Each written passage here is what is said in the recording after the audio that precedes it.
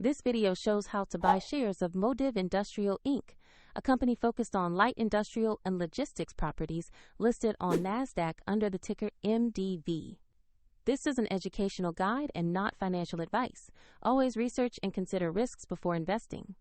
To trade, you need a brokerage account, and I will use eToro as an example to demonstrate the process. After registering, you must verify your account, usually with an identity document, and add funds before you can buy. Use the platform search box and type the ticker MDV to find Modiv Industrial Inc.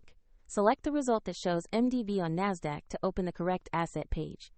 On the asset page, you will see a short company profile and a price chart that shows recent movements.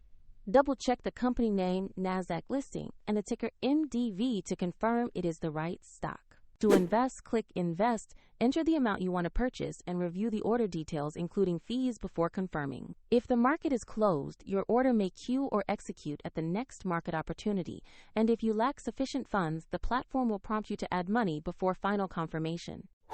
After execution, your position will appear in your portfolio showing holdings and current status. Check the description below for the eToro link if you want to follow the same steps.